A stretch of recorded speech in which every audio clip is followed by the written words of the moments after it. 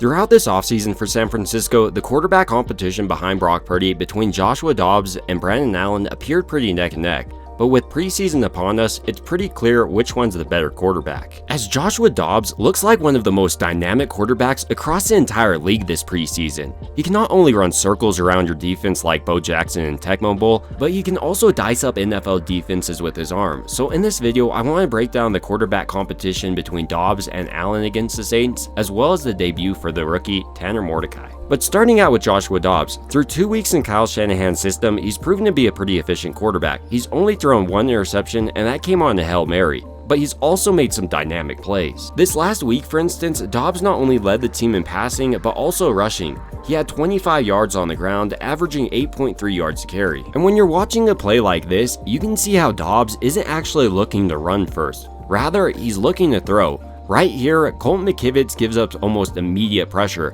but Dobbs is still looking down the field this entire time.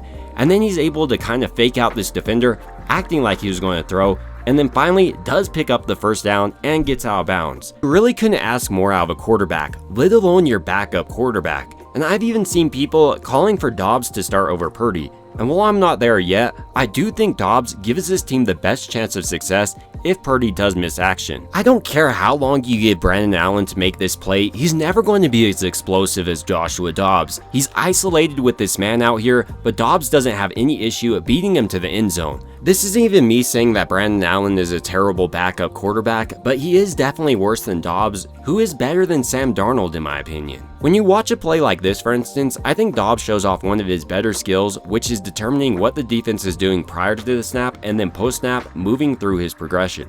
Prior to this snap, for instance, there's a lot of indicators that it's going to be man coverage. It's a single high safety look, and then you can see the backer seemingly coming on a blitz. And then once Dobbs does snap the ball, he's reading his wide receiver at the bottom of the screen. He does see it's man coverage, and he realizes he has an in-breaking route that should beat that, and he delivers it accurately to his man. Which is even more impressive when you see how this pocket is collapsing in on Dobbs. Dobbs does an excellent job of staying in that pocket though, knowing he's probably going to get hit. A lot of times with these mobile quarterbacks, they'll make explosive plays for your team and then just miss the routine.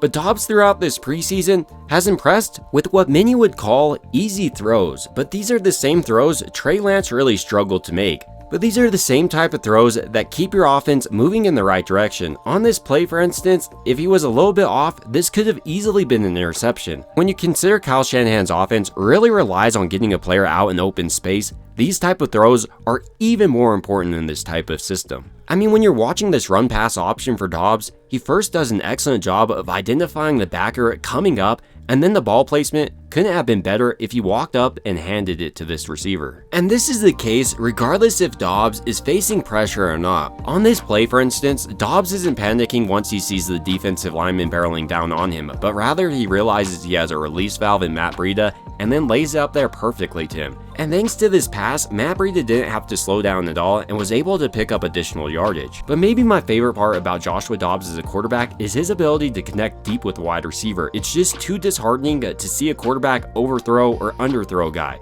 but that's rarely Dobbs, whether that be college or the NFL. As we watch this play develop, for instance, Dobbs does an excellent job of selling this fake out by Jacob Cowing with this pump, and then he delivers a pretty excellent ball deep down the field. Cowing did have to slow down a little, but he is one of San Francisco's faster wide receivers, running his 40-yard dash in 4.38 seconds, so that is a type of speed you really have to develop chemistry with. Overall, when looking at the signing of Joshua Dobbs this offseason, it looks like San Francisco got a steal for a backup quarterback. He only cost $2.25 million, but I would take him over a guy like Darnold. And when you're watching a guy like Brandon Allen, it becomes clear they're not on the same level. Allen sure has some under-radar athleticism at times, but you're not going to see him make the same type of plays Joshua Dobbs does. Allen also stays on his first read for way too long in my opinion. As we watch this first play, for instance, with Allen targeting Jacob Cowing on and out, you can just see him watching Cowing the entire time this play develops.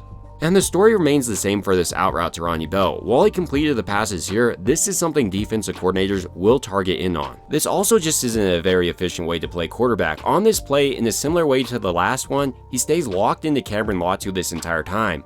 But he has plenty of time to go off this read, maybe see if someone else is open, but he kind of hurries this throw and takes a 2-yard check down.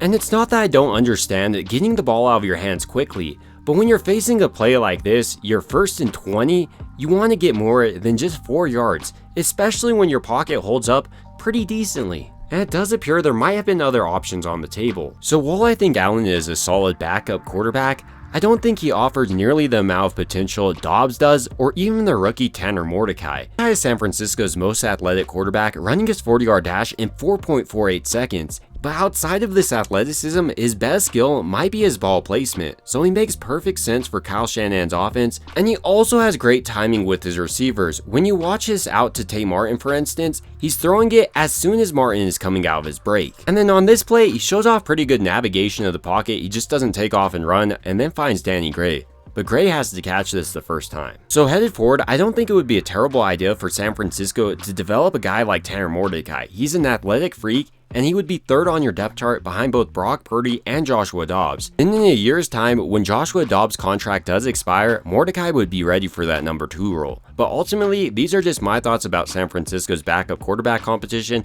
and I want to hear your thoughts down below. It would also mean a ton to me if you could like and subscribe. And as always, I hope you guys have a great rest of your day.